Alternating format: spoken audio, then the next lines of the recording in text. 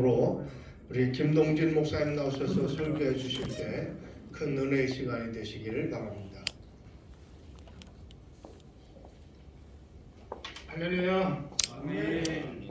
은혜로운 기도 그리고 찬양 감사드리고 하나님께 영광 돌려드립니다. 이스라엘아 들으라. 우리 하나님은 유일하신 여호와시니 너는 마음을 다하고 뜻을 다하고 힘을 다하여 네 하나님 나라를 사랑하라. 아멘. 너는 이 말씀을 내 마음에 새기고 내 자녀들의 부지런히 가르치고 앉았을 땐지 일어났든지 누웠을 때 갔든지 말씀을 강론할 것이고 이 말씀이 임에 붙여 표 삼고 몸목에 붙여 표를 삼고 내 집 문설주와 바깥문에 기록할지니라.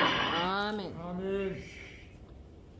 이 한 절이 지켜지느냐 안 지키느냐에 따라서 개인도 가정도 교회 나라도 하나님 복을 받느냐 못 받느냐에 달려 있습니다. 기적을 체험하느냐 못하느냐가 있는 것 같아요. 여러분 사실 이 기적이라는 말이 제가 국어사전을 찾아봤더니 사람이 할 수 없는 거 하나님만이 할 수 있는 일, 초자연적인 일이라 그렇게 말하더라고요.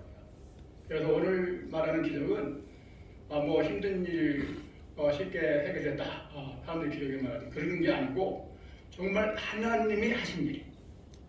그래서 정말로 마음도 깊은 곳에서 우러나서 찬양하고 증가할 수밖에 없는 일, 그런 걸 말합니다. 그래서 생각하니까요 많더라고요. 시편 기자도 하나님을 찬양하기 위해서 기적을 찾아봤더니 너무 많은 거예요. 셀 수가 없는 거예요. 여러분 우리가 오늘부터 기적을 좀 찾아서 셀 수가 없어서 그냥 놀라가지고 하나님 찬양하는 그런 사람이 되시길 바랍니다. 사실 이 땅에 태어난 것 자체가 기적이더라고요. 뭐 멀리 살 거 없어요. 이 땅에 내가 태어났다고 하는 것 자체가 기적이에요. 또 이제 신앙적으로 생각할 때 하나님의 자녀가 되었다는 것 자체가 또 기적이더라고요. 이거는 엄청난 기적입니다. 천지 만물을 창조하신 하나님의 자녀가 되었다. 이게 엄청난 일이잖아요. 야곱아, 천지를 창조하신 여호와께서 말씀하시느니라. 이스라엘아, 너를 조성하는 시간 말씀하시니라. 내가 너를 구속하였고 너를 진명하여 불렀나니 너는 내 것이라. 아멘. 하나님이 김동진아, 내가 너를 창조했고 내가 너를 지었는데 내가 너를 구속했고 너는 내 것이라. 아멘. 엄청난 말씀입니다. 아멘. 여러분 그렇게 믿으십니까? 아멘. 하나님께서 우리 각자에게 너는 내 거야 하라고 말씀하신 거예요. 내 거야. 내가 내 아들 생명을 그 피로 값주어 산 내 거야. 그러니까 하나님 책임져 주신다고 말씀하셔요. 아멘. 어떻게 책임지시냐면 손바닥에 이름을 새겨놓으시고 한시도 오늘 떠나지 않으시고 지키시고 인도하시고 보호하신다고 말씀을 하십니다. 이런 거 하나하나 생각하면요 좋은 일은 아니에요. 정말 감사합니다. 감사합니다가 안 나올 수가 없는 거죠. 저는 이사야 43장에서 세 단어를 찾아냈습니다. 1절 너는 내 것이다. 10절 너는 나의 친구이다. 21절 나의 찬송을 부르게 할 자라. 내가 너를 구속하는 것, 구원하는 것은 나를 찬송하기 위한 거야. 그 말씀을 기하면서 성경을 읽어보니까요 요한계시록에 나와 있어요. 우리가 갈 나라가 영원한 하나님 나라인데 천국이란 말은 영원한 나라인데 우리가 반드시 한 번 죽고 다시 한 번 살아나서 이제 죽지 않은 몸으로 변화되어서 영원히 하나님과 상태인데 그 하나님 나라에서 할 일이 뭔가 하면 계시록에 이렇게 알려드려. 창조자 하나님을 찬양하고 구원하신 예수님을 찬양하는 거예요. 아멘. 영원토록 하나님을 찬양하는 일이 우리가 해야 될 일입니다. 그런데 우리는요 이 땅에서도 하나님 나라의 백성이에요. 그래서 영원히 천국에 살 일을 이 땅에서 할 수 있다는 사실을 알았습니다. 여러분 어떻게 해요? 날마다 찬양하는 거죠. 아멘. 창조하신 하나님을 찬양하고 구원하신 예수님을 찬양하고 찬양하며 사는 거예요. 그 사람이 천국에 가게 될 줄로 믿습니다. 아멘. 그래서 우리는 이 세상에 살지만 하나님이 하신 놀라운 기적들을 체험하고 그래서 시편 119편 마지막에 말씀하신 대로 마음속에서 우러나오는 그 찬양을 하루 7번씩 하게 되는 거예요. 이런 역사가 있게 되기를 바라고 우리 월구청에서 이런 일을 하게 될 수 있기를 축복합니다. 아멘. 목표와 목적 이게 헷갈리는데 그렇죠? 목표 같은 것에 틀린 거죠. 제가 성경을 보면서 이렇게 생각했어요. 우리 목적은 먹든지 마시든지 무엇을 하든지 하나님께 영광을 돌리는 거예요. 우리 삶의 목적은요 하나님께 영광을 돌리는 겁니다. 하나님을 찬양하는 거예요. 그 하나님이 인정한 그리고 하나님 주신 지혜를 가진 역사상의 가장 지혜롭단 말은 솔로몬이 마지막에 결론을 이렇게 말하네요. 내가 모든 걸 다 이제 미리 다 봤는데 일의 결국을 다 들었는데 하나님을 경외하는 것과 그분의 말씀을 지키는 것이 인생의 본분이라. 하나님은 선악간에 심판하신다. 이렇게 결론을 짓더라고요. 아멘. 우리 하나님께서 우리 개인을 통해서, 우리 가정을 통해서, 교회를 통해서, 나라를 통해서, 모든 선교단체 통해서, 우리 모든 종교를 통해서 영광 받으시기를 원하시는데 어떻게 영광을 받으시겠는가 하는 거죠. 어떻게 할 때 영광 받으시겠는가. 요한복음 17장에 보면 예수님의 기도가 나오는데 이렇게 기도합니다. 하나님, 내가 이 땅에 와서 아버지가 하라고 한 일을 다 이루어 드려서 아버지를 영광스럽게 해드렸사오니 창세 전의 영광을 돌려 주십시오. 아멘. 그리고 우리가 하나가 된 것처럼 나를 따르는 모든 자도 하나가 되게 해 주십시오. 이렇게 기도하세요. 그러니까 예수님의 이 땅에 오셔서 하신 일은 아버지께서 하라고 하신 일을 다 이루어 드린 거예요. 뭔말을 다도 그걸 이루어 드리기 위해서 하셨다고 말씀하셨어요.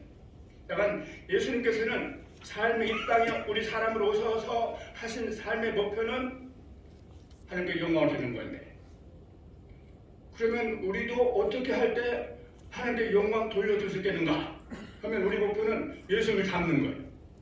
목적은 하나님께 영광 돌리는 것이고 하나님께 영광 돌리는 수단과 방법은 하신 능력은 예수님을 닮아갈 때 할 수 있다는 것을 알았습니다.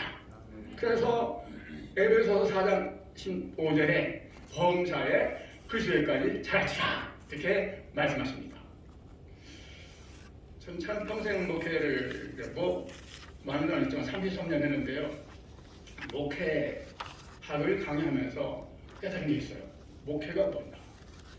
바울은 한 절로 설명하더라고요. 고린도전서 10장 11장 1절에 내가 그리스도를 본받는 자 등같이 너희는 나를 본받아라. 여러분 이게 어떻게 생각하면요 쉬운 것 같은데 굉장히 어렵습니다. 바울이 이렇게 말했으면 쉬울 것 같아요. 여러분 내가 평생 예수님을 닮기 위해서 이렇게 몸부림치고 노력했습니다. 여러분들도 예수님을 닮기 위해서 그렇게 노력하십시오. 했다면 쉬워요. 근데 그게 아니에요. 바울 자신을 본받으라는 거예요. 아멘. 여러분 옆에 있는 분들한테 모든 성도들한테 나를 본받아라 자신 있게 말을 할 수 있겠습니까? 자 그런 면에서 우리가 죽으나 사나 힘쓰게 했던 것은 예수님을 닮기 위해서 노력을 해야 되는데 예수님을 닮으려고 하면 예수님에 대해서 알아야 되잖아요. 근데 예수님을 어떻게 알 수 있겠어요? 예수님께서 이 땅에 오셔서 행하신 모든 기록들 마태, 마가, 누가, 요한복음을 읽을 때 비로소 알 수 있게 되는 줄로 믿습니다. 그래서 예수님을 닮아가려고 하면 성경을 안 읽으면 안 되는 거예요. 히브리서 11장 6절에는 이렇게 말씀하십니다. 하나님께서 기뻐하시는 사람은 믿음이 있는 사람이라. 믿음이 없이는 하나님을 기쁘시게 할 수 없다. 여러분 믿음이 있어야 하나님을 기쁘시게 하는 거예요. 근데 믿음은 들으면서 남들었어. 들으면 말씀이라고 그러는데 이 말씀에 대해서 예수님은 한 절로 또 설명하더라고요. 요한복음 5장 39절에 모든 성경은 나에 대해서 증거하는 것이다. 아멘. 그 성경 전체는 예수님에 대한 얘기라고요. 어떤 얘기입니까? 제사장이시여 왕이시여 선지자시여 하나님이시다. 이 구약 내용이고 그 내용대로 예수님 자신이 제사장이시여 왕이시여 선지자시여 하나님이시다 하는 것을 증거하시는 거죠. 예수님 자신을 증거하시는 거예요. 예수님께서 많은 기적을 행하셨는데 기적이 목적이 아니고 그 기적을 통해서 내가 메시아다, 구세주다, 하나님이다 하는 것을 보여주는 거예요. 믿으라는 거죠. 그래서 내 말을 못 믿겠냐? 그러면 내가 행하는 일을 보고 믿어라. 이렇게 말씀하십니다. 우리 책에 나와 있으니까 하나하나 설명 안 드려도 하나님께서는 우리 자신들을 증인으로 세우셨다는 사실을 기억하시고 하나님의 증인, 하나님의 행하신 놀라운 기적을 나를 통해서 증거하기를 원하시는 증인으로 세우셨다는 사실을 생각하시고 감격하시면서 증인으로 잘하십시다. 아멘. 그런 면에서 우리 월성이 하나님이 기적을 행하시고 증거하는 월성 되시기를 축원합니다. 하나님께서 행하신 일을 체험을 해야 경험을 해야 증거할 수 있죠. 죽었다 살아나야 암벽에서 고침 받아야 40년의 눈이 떠져야 그걸 증거할 수 있잖아요. 저는 폐암 말기로 죽으려다 하나님 전능하시죠. 한마디 기로 살려주셔서 목사가 되고 지금 증거를 하는데 저는 이런 얘기를 하면서요 한 가지 꼭 우리가 잊지 말아야 될 말씀이 있어요. 그게 뭐냐면 증인이라는 말을 이제 실제적으로 적용해서 하나님이 모세에게 이런 말씀하셔요. 이스라엘 백성들이 광야에서 너무 원망하고 불평할 때 하나님이 화가 나셔가지고 다 멸하고 너를 통해서 다시 시작하겠다. 그러니까 모세가 중복을 해서 하나님께서 용서를 하시지만 이렇게 말씀하셔요. 내 귀에 들리는 대로 너희 말한 대로 내가 시행하겠다.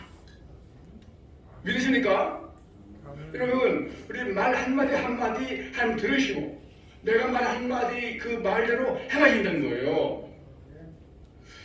이 말씀을 탐탁 생각하면서 말 잘해야 되겠네. 그러면서 야 나를 증인이라고 하셨잖아. 그러면 이렇게 기도하자. 하나님 증인으로 잘하겠습니다. 사용해 주세요. 아멘. 우리 한번 같이 해봅시다. 증인으로 잘하겠습니다. 사용해 주세요. 여러분 하나님께서 증인으로 세우셨는데 증인으로 잘하겠다는데 증인 될 수 있도록 기적을 행해 주실 줄로 믿습니다. 아멘. 입술의 열매. 그 기적을 경험하는 방법 중에 하나가 감사가 있더라. 감사로 제사를 드리는 자가 다리 영화롭게 하니 그 행위를 옳게 하는 자에게 내가 구원을 보리라 했거든요. 이 감사야말로 이 기적의 방편이에요. 범사에 감사하라. 이 말이 이해가 안 되잖아요. 정말 힘들고 어려운데 4년 쳐가지고 정말 죽었구나 하는 절망적인 상황에서 감사할 수 있겠습니까? 근데 나를 본받으라 말한 바울은 이렇게 고백하더라고요. 하나님 내가 정말 사면초가 죽을 수밖에 없습니다. 살 소망이 끊어졌습니다. 그런데 이런 상황에서 하나님을 의지하게 하시니까 감사합니다. 감사하더라고요. 하나님만 의지하게 하는 것을 깨닫고 감사해요. 그리고 또 두 번째 감사한데 다른 사람들을 위로하게 하는 위로자로 삼게 하시고 이렇게 하시니 감사합니다. 감사하더라고요. 그러니까 범사에 감사라는 말씀 기억하면서 지금 어떤 상황이 있든지 간에 그 상황에서 하나님 기적 행하실 것을 믿고 의지하고 신뢰하고 기도하면서 기적을 충만하서 다른 사람들을 위로하는 위로자가 되시기를 축복합니다. 말씀 읽을 때, 기도할 때, 찬양할 때, 하나님 의지할 때 많은 기적이 일어나는데 예수님께서는 자신이 하나님이시니까 그렇지만 그러나 예수님께서도요 사람으로 오셨잖아요. 사람으로 오셔서 히브리서 보면 말씀은 통곡의 기도를 하시면서 하나님께 응답받았다고 고백하는데 우리가 예수님을 닮아가려고 할 때 예수님이 하신 일들을 찾아보면요 어떻게 했다고 했더니 예수님은요 어렸을 때부터 성경을 통독하고 통달했다. 12살 때 성전에 가서 랍비들과 대화할 때 랍비들이 쩔쩔맵니다. 그리고 3일 후에 부모가 찾아가지고 왜 여기 있냐고 그럴 때 아이고 내가 아버지 집에 있어야 할 줄 모르십니까? 엉뚱한 얘기를 하는 거예요. 예수는 벌써 어렸을 때 성경 전체를 읽으시면서 자신 누구를 알았어요.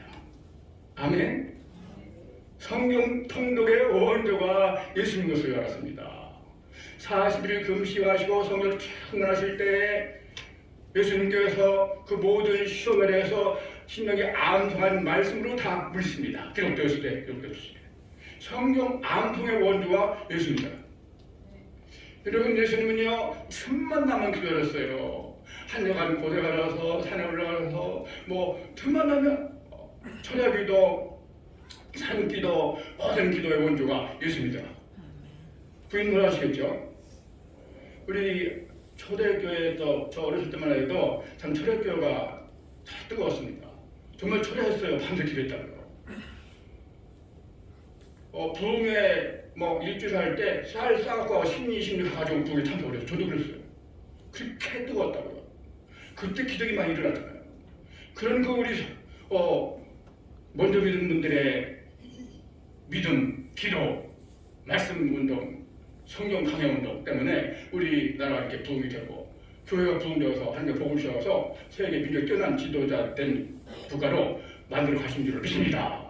여기 마지막 시대 월급충을 통해서 일을 더 확실하게 하시기 위해서 시작하셨는데 그런 면에서 기적을 행해 주실 줄로 믿습니다. 그러니까 예수님을 닮아가면 예수님처럼 우리가 하면 그러면 기적이 일어나는 거죠.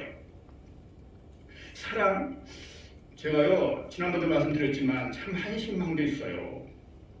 모든 교회 내서 제자훈련 하잖아요. 제자훈련. 큐티 하잖아요. 얼마나 좋아요. 성경 읽고 그 의미를 깨닫고 생활을 적용하고 참 좋죠. 이것이 제자훈련으로 그저 끝나버리면 안 되는 거죠. 제가 발견한 것은 예수님께서 이 정도는 해야 될 제자다 하는 그 기준이 있는데 그 기준 하나가 무엇인지 아십니까? 새 계명을 주노니 서로 사랑하라. 내가 너를 사랑한 것처럼 너를 서로 사랑하라. 너희가 서로 사랑하는 모든 사람이 너희가 내 제자인 줄 알지라. 말씀 안에 가야 되고 많은 열매를 맺어야 되고 누구보다도 무엇보다도 자신보다도 주님을 더 사랑해야 되고 십자가를 지야 되고 이게 주님의 제자라는 거예요. 근데 이 새 계명 내가 너를 사랑한 것처럼에 대해서 요한 사도는요 요한일서 3장 16절에 요한복음 3장 16절 중요하지만 요한일서 3장 16절 중요하다. 그가 우리를 위해서 목숨을 부르셨으니 우리도 형제를 위해서 목숨을 부르시 마땅하다. 여러분 나타나지 않습니까? 예수님의 제자 조건은요 새 계명인데 사랑하는 건데 그 사랑은 목숨을 내주는 거예요. 원수까지. 여러분 이 예수님의 제자 기준에 의해서 우리 교회가 제자 훈련을 했다고 하면 세상으로부터 조롱과 부심을 당하고 있습니까? 이렇게 지금 현재 상태가 될 수 있습니까? 우리 월급쟁이는 다시 한번 예수님의 제자 조건을 확실히 알고 그 제자의 기준에 맞는 제자가 되시고 제자 삼는 일을 간단히 되시기를 바랍니다. 아멘. 예수님께서 인정하시는 제자가 되어야지. 그렇잖아요. 예수님께서 마지막 명령이 그렇잖아요. 너는 가라 모든 족속으로 제자를 삼아 아버지와 아들과 성령의 이름으로 세례주고 내가 너에게 분반 모든 것을 가르쳐 주게 하라. 마지막 명령인데 지켜져야 되는데 제자가 뭔지도 모르고 가서 구제나 하고 어려운 사람 도와주고 그것이 설교하고 끝나면 안 되잖아요.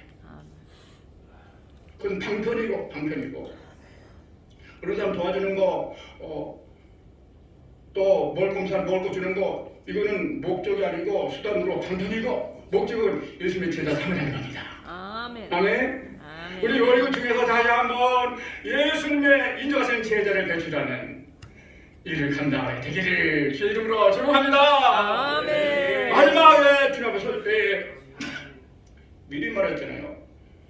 솔로몬도 그랬잖아요. 결론이 모든 선악간의 은밀한 일에 다 심판하신다고. 여러분 심판을 믿으십니까? 아멘. 하나님의 심판을 믿는다면 다른 사람을 심판하고 나를 심판하지 않는다고 생각하니까 자기가 하나님 되는 거죠.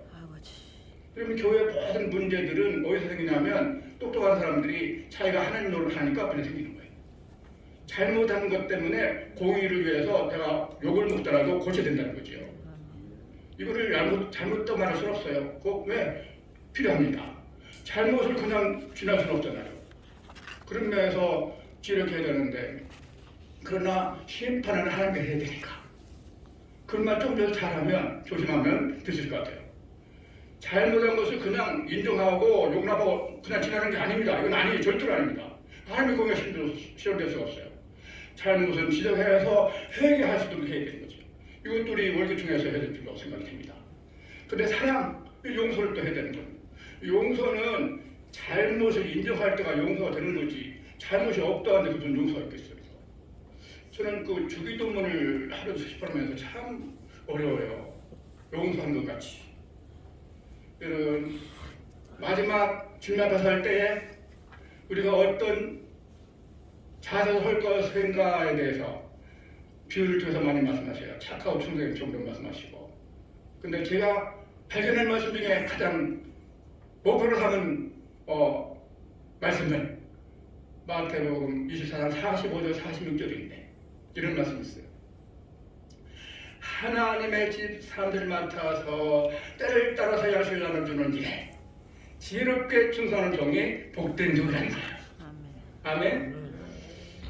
예수님께서 미리 말씀하셨어요. 내가 반드시 온다. 내가 올 때 이 세상에 이런 일들이 일어날 거다. 그러니까 잘 분별하고 정신 차려서 준비하고 있어라. 내가 올 때 이렇게 하는 종은 복된 종이다. 아멘. 하고 결론적으로 말씀하신 말씀이에요. 그러니까 미리 말씀하셨으니까 우리가 주님 앞에 설 때 준비할 수 있잖아요. 아멘. 어떻게 하는 것이 지혜롭게 충성하는 거예요. 어떤 일에 하나님의 집 사람들을 맡아서 때를 따라서 양식을 나눠주는 일에 이것이 뭘까 제가 생각했어요. 제가 깨달은 거는 언제 어디서 누구를 만나든지 그 사람의 꼭 필요한 말씀을 전하고 가르치는 일. 아멘. 언제 어디서 누구를 만나든지 다 다를 거 아니겠어요. 안 믿는 사람, 다니다가 실망한 사람, 낙담한 사람, 아픈 사람, 죽기 전에 이제 자살을 하는 사람, 별사람 다 있을 거 아니겠어요. 그 사람에게 꼭 필요한 말씀. 아멘. 그래서 제가 쓴 책이 21세기 상담은 성경으로 하자 이런 책을 쓴 거예요. 제가 생명전화 상담을 25년 하면서 깨달은 것이 있어요. 전화 상담은 참 유용합니다. 얼굴 모르니까 빨리 끝날게요. 얼굴 모르니까 별 얘기 다 해요. 뭐 별 사람 다 있습니다. 그러면요 일반 상담은 지금 간단하거든요. 들어주는 거예요. 맞장구 쳐주는 거죠. 아 그래요. 힘들겠습니다. 어떻게 하셨어요? 그럼요 다 나옵니다. 그럼 이제 이미 진단이 됐잖아요. 우리는 믿는 사람이고 성경 말씀 아니까 그 사람이 필요한 말씀 알잖아요. 그래서 그 말씀을 전하고 읽게 하고 아무도 시켰더니 문제가 해결되는 거예요. 아멘.